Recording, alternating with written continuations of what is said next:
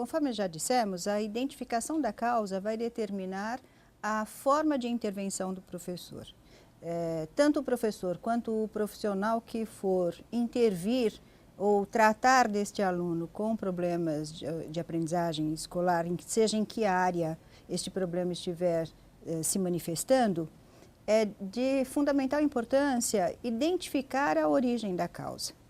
E, para tanto, se faz necessário a observação de certas áreas do desenvolvimento, de um modo em geral, e também a observação de competências envolvidas na aprendizagem acadêmica. Para isso é necessário que o professor observe, se atente a determinadas áreas do desenvolvimento, da conduta do aluno, observando então aspectos que são importantes na determinação desta causa.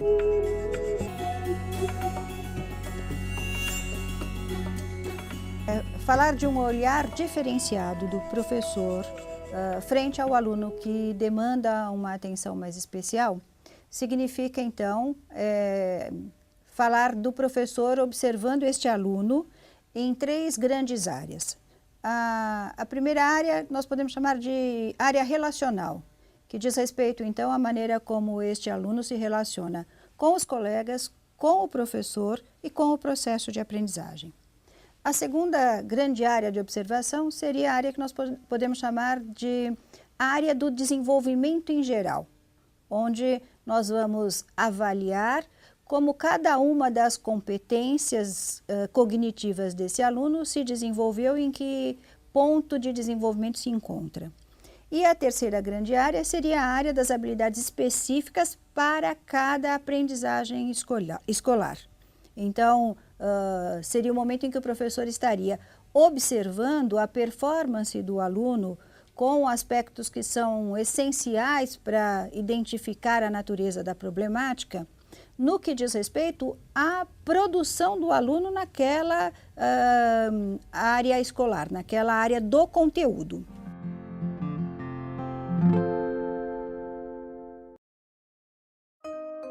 O foco da observação do professor, quando se trata da área relacional, deve se concentrar basicamente em 2 universos: o universo da relação do aluno com seus colegas e o universo da relação do aluno com o próprio professor.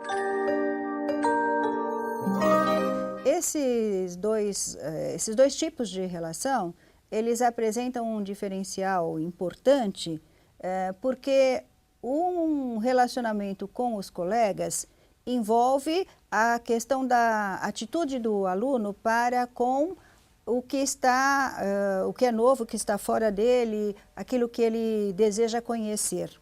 Mas a relação dele com o professor envolve uma outra questão, que é a questão da figura da autoridade. E a maneira como essa figura de autoridade o remete a questões parentais. A maneira como ele, na sua vida familiar, aprendeu a lidar com as regras, com a proibição, com a autoridade. Então, o mundo de relações do universo da sala de aula, que contempla ao professor a possibilidade de observar a relação cognitiva ou a conduta cognitiva do aluno com relação ao outro, e este outro, então, enquanto um objeto na vida do aluno, objeto de conhecimento. Eu volto a dizer, seja esse objeto de conhecimento um colega, 2 colegas, 10 colegas, seja esse objeto de conhecimento o conteúdo acadêmico. Então, a relação do aluno com os seus colegas mostra a atitude do ponto de vista cognitivo. A relação do professor com a figura de autoridade já é uma relação mais carregada de aspectos afetivos, portanto, vai nos dar elementos que nos informarão a respeito da forma de relacionamento deste aluno com questões fundamentais que estão envolvidas na aprendizagem do conteúdo acadêmico, que são questões relacionadas à regra, proibição, autoridade, hierarquia. E, portanto, esta relação do aluno com o professor é a relação que melhor nos dá elementos para analisar este aspecto do mundo interno da mente do aluno.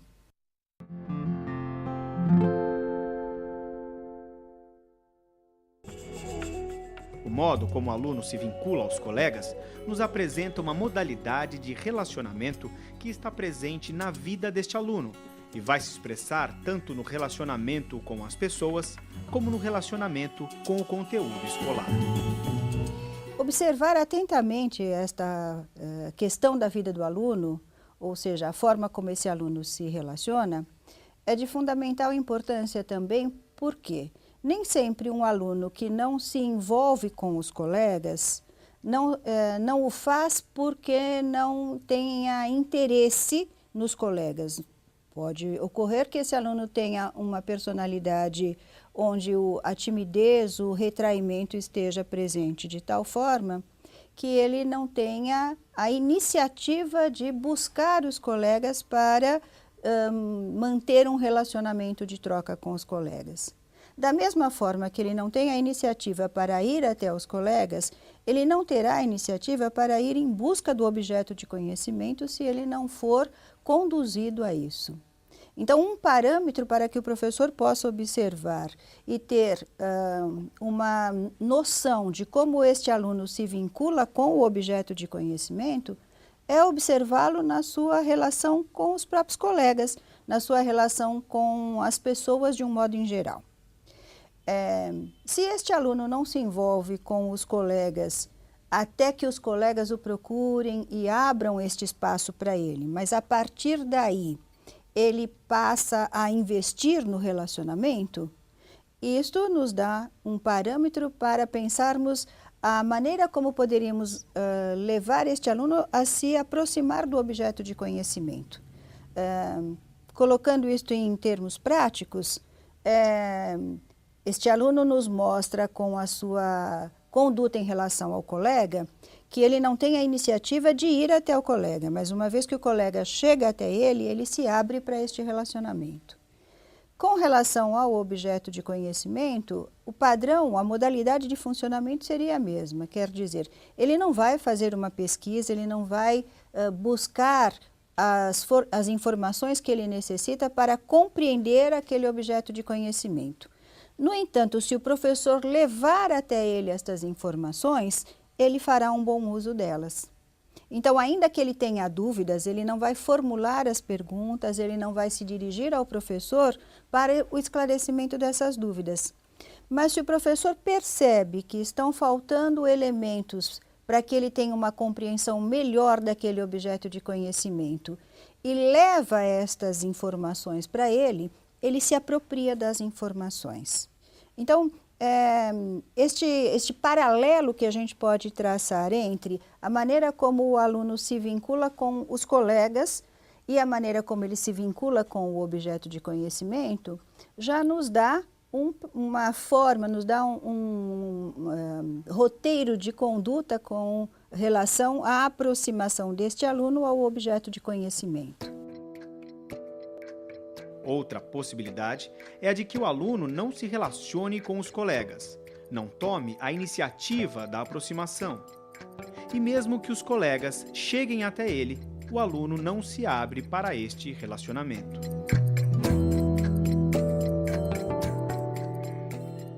Ele não se apropria do objeto de conhecimento, mesmo que esse objeto de conhecimento seja levado até ele.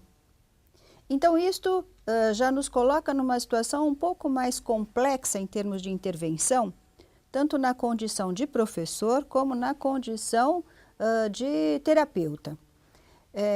Uma situação mais complexa por quê?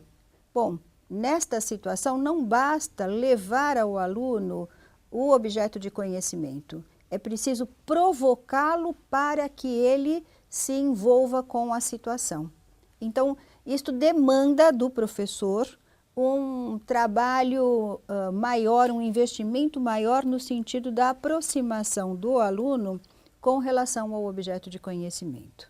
Então, são duas situações em que, aparentemente, nós teríamos problemas de mesma natureza. Porém, quando olhado com mais cuidado, a partir de uma situação criada para a observação mais profunda da situação, a gente percebe que estamos diante de situações que envolvem medidas de intervenção diferenciadas.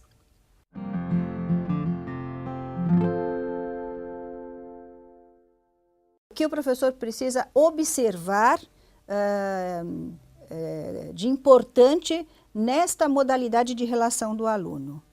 É a forma como o aluno acata ou não as colocações do professor, procura ou não o professor para o esclarecimento de dúvidas, para o auxílio diante de situações difíceis, a atitude do aluno com relação às recomendações, às exigências do professor, a própria maneira como o aluno atende às solicitações do professor com relação à produção.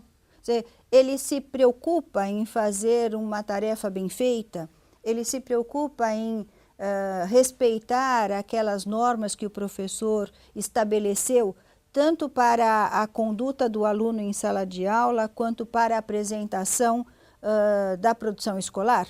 Por exemplo, uma determinada criança que eu atendi, o professor insistia em todas as correções da tarefa de casa, escrever no caderno dele. Não inicie a tarefa na segunda linha.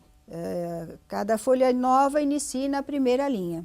E a cada folha nova, ele iniciava na segunda linha. Por mais que o professor fizesse colocações, observações, recomendações, pedidos, esse aluno insistia em não atender aquela recomendação do professor, né? Assim como nesse contexto dessa recomendação do professor, outras coisas o professor pôde observar em relação a esta rejeição do aluno a tudo aquilo que o professor colocava como uma norma. O que podia ser observado desde atitudes como não pode levantar durante a explicação do professor e o aluno levantar-se da mesma maneira, até coisas como não pode separar as sílabas desta maneira. Por exemplo, nas sílabas complexas, trans, você não pode colocar TRA, tracinho, o N na outra linha. E ele, da mesma forma, ignorar esta orientação do professor. Esse aspecto tão marcante da personalidade dele interfere profundamente na aprendizagem escolar. Por quê? Porque ele se nega a aceitar as regras e, não aceitando as regras, ele transgride aspectos importantes do processo de aprendizagem, que vão, inclusive, comprometer o próprio raciocínio dele, né? A própria construção do raciocínio.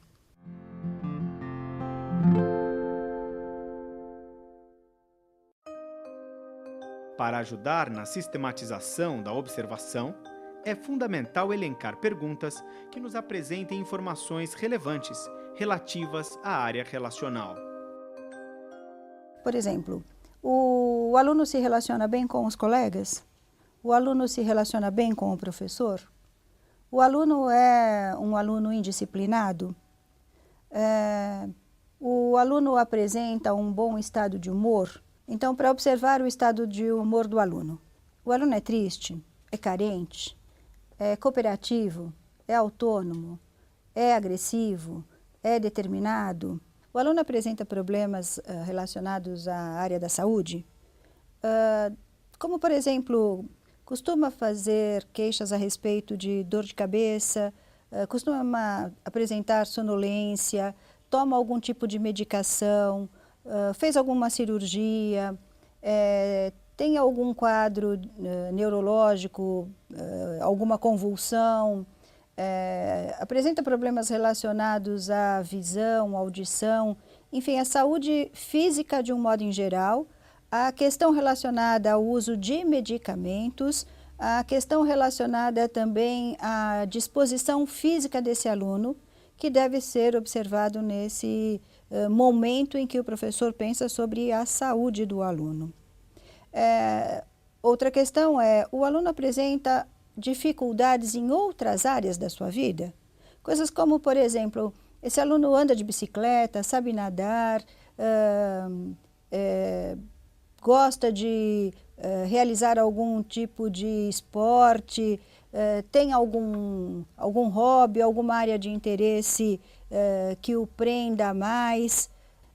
Tudo isso o professor precisa observar, porque as dificuldades em outras áreas da vida do aluno vão também mostrar aspectos das competências em geral e de que maneira isto estaria interferindo no processo de aprendizagem.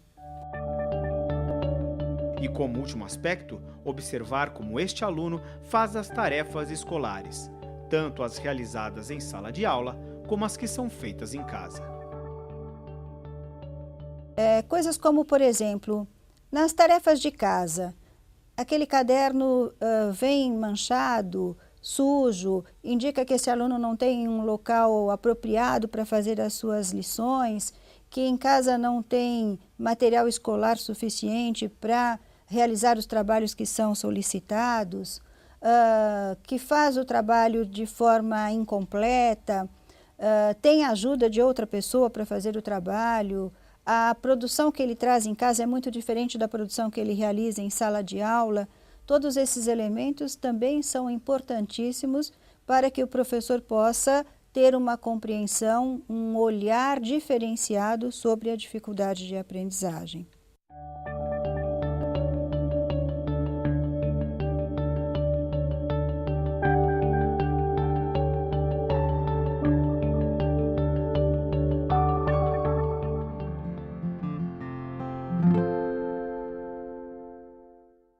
Então, o que o professor vai observar seria a natureza das dificuldades que esse aluno apresenta no processo de aprendizagem, né? Então, o que quer dizer isso? A maior dificuldade desse aluno se concentra na área da leitura e escrita, ou a maior dificuldade desse aluno se concentra na área do raciocínio lógico-matemático, ou este aluno tem dificuldades nas avaliações, ou mostra dificuldades nas avaliações que demandam um tempo maior de estudo em casa, né, como avaliações de história, geografia ou inglês, que dependeria, além daquilo que ele viu em sala de aula, que ele também se dedicasse a realizar as tarefas, estudar um pouco mais, e isto se reflete na avaliação, né, no resultado das avaliações. Este aluno, de fato, na visão do professor, ele tem uma dificuldade para entender, ele tem uma dificuldade para se apropriar do objeto de conhecimento, ou, na verdade, ele não se esforça para isso ou não se envolve com o objeto de conhecimento. Para que o professor possa concluir algo sobre a maneira pela qual o aluno se relaciona com a aprendizagem, ele não deve restringir suas observações à performance do aluno na aprendizagem escolar, no desempenho dele com relação às tarefas escolares.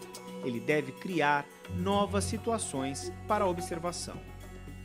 É preciso que o professor proponha algum outro tipo de atividade, de preferência uma atividade lúdica, e observe qual é a conduta desse aluno, o desempenho deste aluno nesta atividade lúdica, para que ele não faça julgamentos precipitados, imaginando que este aluno não se saia bem na aprendizagem escolar, simplesmente porque não se dedicou o suficiente, não estudou, não fez as tarefas que devia. Então, uma situação, por exemplo, de um jogo ou de uma atividade lúdica que possa ser bastante atraente e interessante para o aluno, e que o professor, ao longo desta atividade, tenha a possibilidade de observar qual é o desempenho do aluno, tanto na compreensão das instruções, quanto no desenvolvimento de estratégias inteligentes para atingir os objetivos do jogo. Ao observar o nível de desenvolvimento em geral, esse professor terá parâmetros para compreender em que nível de desenvolvimento se encontram as diversas áreas ou habilidades envolvidas no aprendizado acadêmico de um modo em geral. Então, aspectos que estão ligados à questão do desenvolvimento motor, que estará diretamente relacionado ao desempenho do aluno, tanto na escrita quanto na compreensão do número, aspectos relacionados ao desenvolvimento desse aluno com relação ao seu nível de competência na área da memória, tanto memória de trabalho, quanto memória imediata, como memória mediata. A área da atenção, em que nível de desenvolvimento esse aluno se encontra no quesito atenção e concentração, porque na medida em que o conteúdo escolar vai avançando em termos de complexidade, o tempo de atenção e concentração necessário para a construção do conhecimento vai se tornando um tempo maior.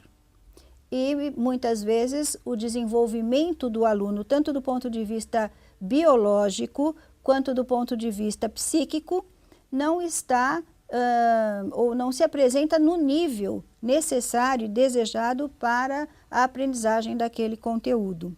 Também aspectos relacionados ao desenvolvimento deste aluno no quesito raciocínio.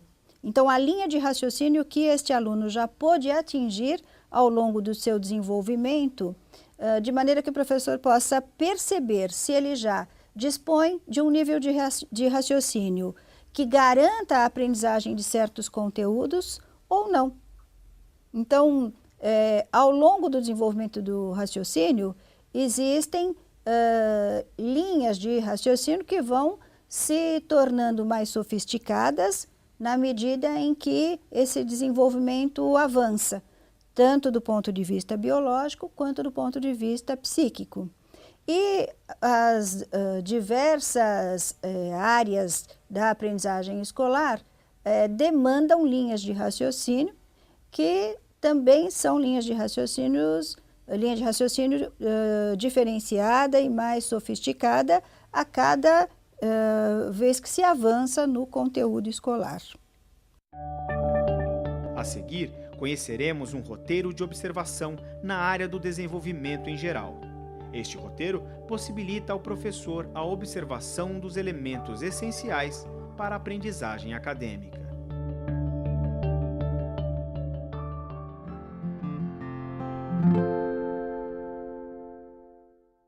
A primeira área que a gente vai observar é a área da comunicação e expressão.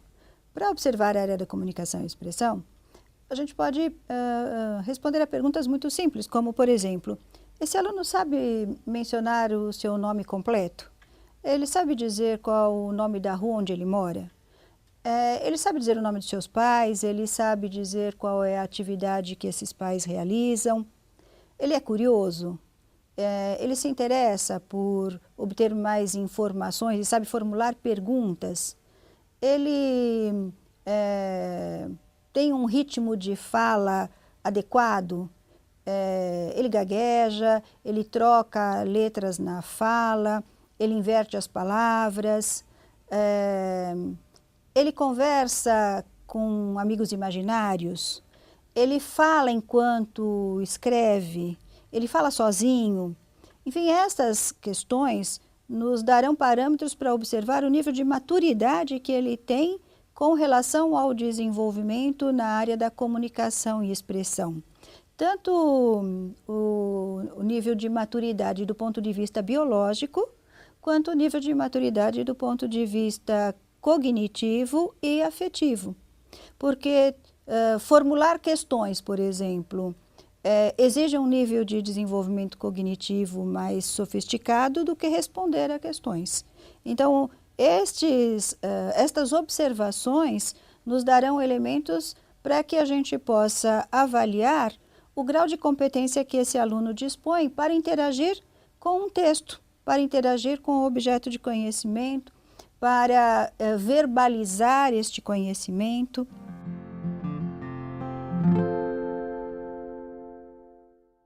Uma outra área do desenvolvimento a ser observada é a área da percepção. Então, dentro da área da percepção, nós precisamos verificar a condição deste aluno, de perceber detalhes, de discriminar figuras ou aspectos diferentes em figuras que apresentam um grande número de elementos semelhantes, a discriminação auditiva, ou seja, se ele percebe a diferença de sons muito parecidos, a discriminação ou a percepção visual, se ele consegue então perceber a relação entre a forma de determinados objetos, se ele discrimina e sabe nomear as cores, se ele é capaz de nomear os números. Enfim, todas estas perguntas ou estas observações me darão parâmetros para avaliar o nível de percepção, tanto auditiva quanto visual, que este aluno alcançou, me dando parâmetros para verificar se determinadas dificuldades que ele apresenta na aprendizagem escolar não estariam diretamente ligadas a um atraso no desenvolvimento desta habilidade ou desta competência, que é a competência para a percepção. Este momento da observação pode também nos trazer parâmetros para complementar a observação a respeito da saúde, que nós já mencionamos no bloco anterior. Por quê? Porque ao observar a capacidade desse aluno de perceber detalhes, tanto a partir de estímulos visuais, quanto a partir de estímulos auditivos, nós podemos ter ou notar indícios de problemas relacionados à acuidade visual ou à acuidade auditiva, né? Então, o aluno pode, no momento em que vai observar um desenho com um número grande de detalhes, demonstrar ali algo que nós não percebemos num outro momento, quando estávamos avaliando as condições de saúde física do aluno. A percepção auditiva e a percepção visual estão diretamente ligadas à questão da acuidade visual e auditiva, mas também ligadas à questão do processamento da informação. E diante de uma situação onde exista a dúvida sobre a natureza da dificuldade de percepção deste aluno, se essa dificuldade estaria então relacionada a um problema físico ou a um problema cognitivo, nós recorremos então, necessitamos de uma avaliação médica para descartar a possibilidade da problemática de origem orgânica e aí sim atribuirmos a uma falha no desenvolvimento da percepção.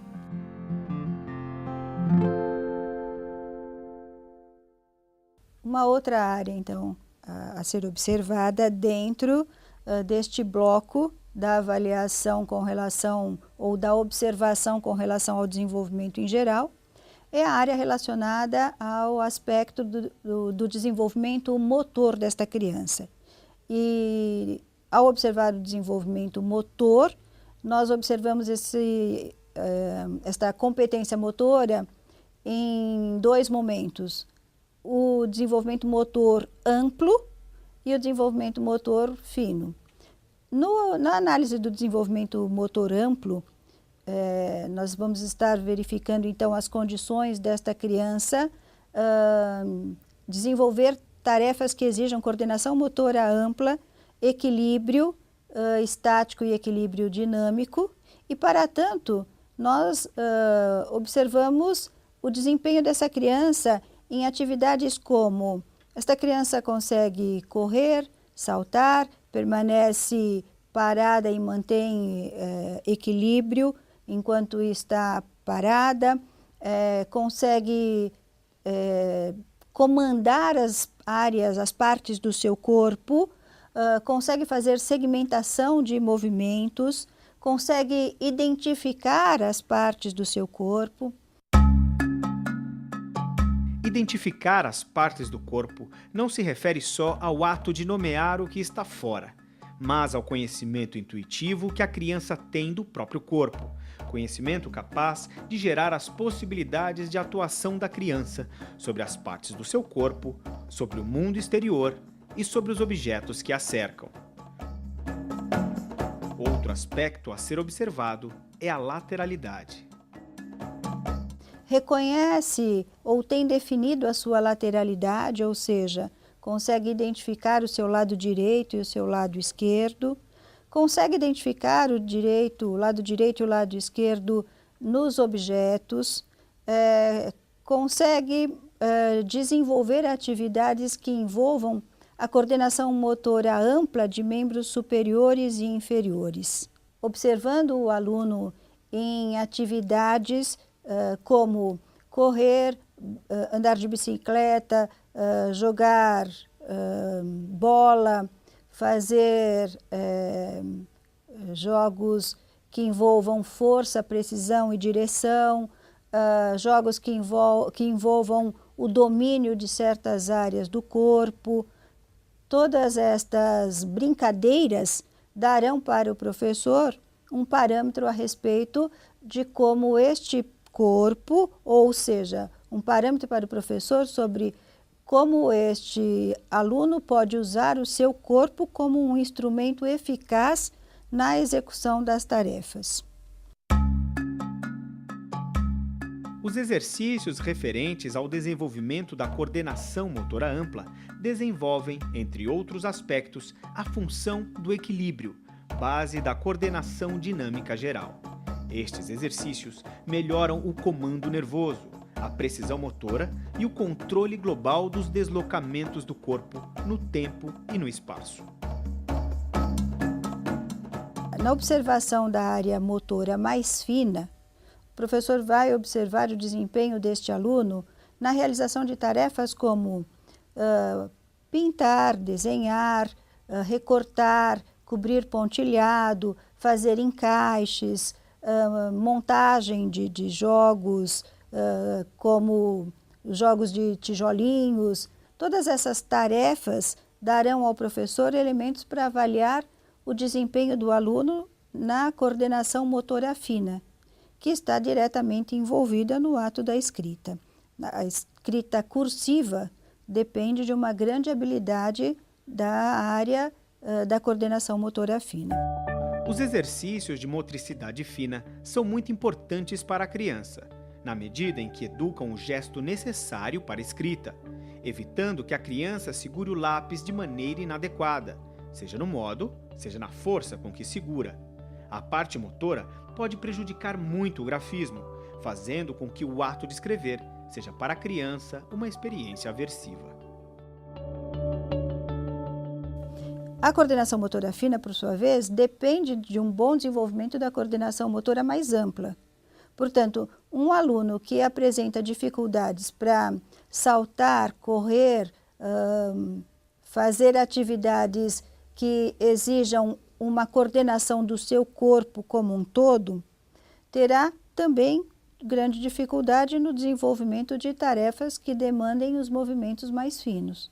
Então, a intervenção, ela requer que se trabalhe desde a atividade motora global até a atividade motora mais fina.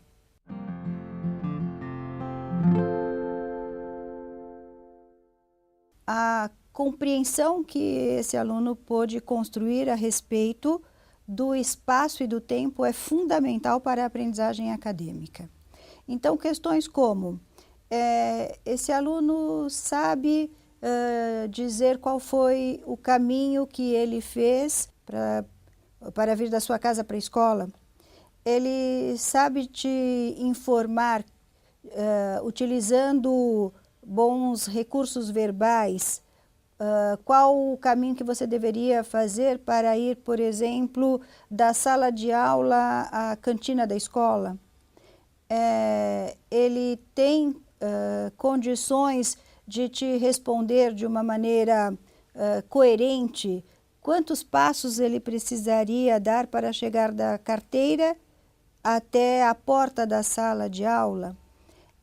Ele sabe mensurar o tempo para eventos futuros, como também mensurar o tempo que transcorreu de eventos passados. Ele sabe dizer, por exemplo, se falta muito tempo para chegar o Natal, se o tempo que falta para chegar o Natal é o mesmo tempo que já transcorreu da data, de uma determinada data ao início do ano. A percepção que o aluno apresenta do espaço que o corpo dele ocupa, do tempo necessário para deslocar este corpo, assim como também o tempo necessário para o deslocamento de outros corpos num determinado espaço, é fundamental para a compreensão desse aluno com relação a todos os eventos temporais e, consequentemente, ao aprendizado de conteúdos que são essencialmente ou que dependem essencialmente da compreensão que o aluno possa ter a respeito do tempo e do espaço.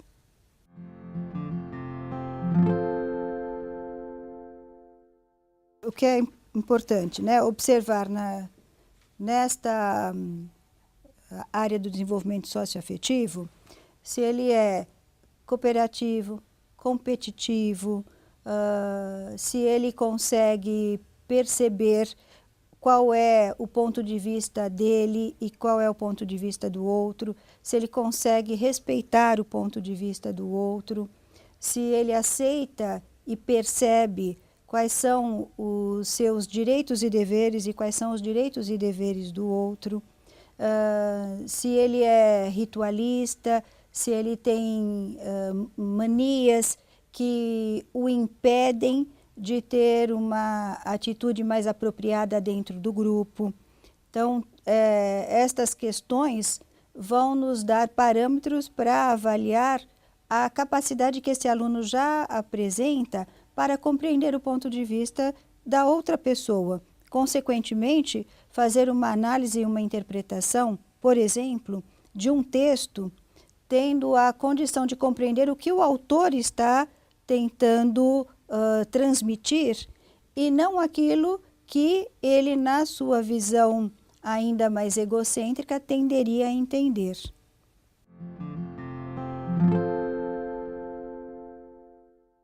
No momento da observação das habilidades específicas envolvidas na aprendizagem escolar, o professor vai se dedicar a observar aspectos que estão diretamente relacionados àquela área na qual o aluno apresenta os problemas mais graves.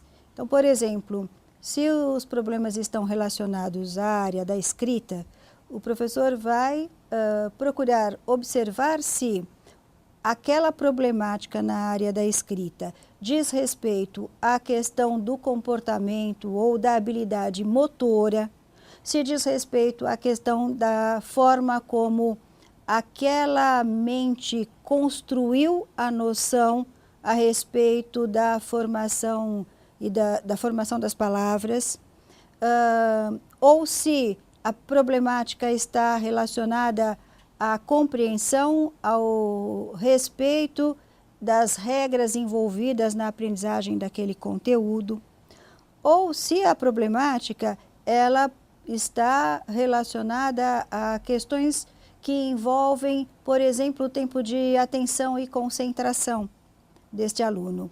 Então, a problemática que levou o professor a uma observação mais cuidadosa, também neste momento da avaliação das habilidades específicas para a aprendizagem daquele conteúdo, deve ser observada em função desta motivação.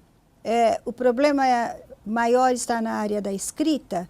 Se está na área da escrita, é um problema relacionado a questão do desempenho corporal desse aluno? Ou é a questão da construção mental? Ou é uma questão que está relacionada a um déficit de atenção? Ou é a dificuldade desse aluno para compreender conceitos matemáticos que o impedem de aprender aquele determinado conteúdo? Então, estas habilidades específicas, elas deverão ser analisadas minuciosamente com base num roteiro mais elaborado que é específico para cada uma das dificuldades que um aluno possa vir a apresentar no aprendizado escolar.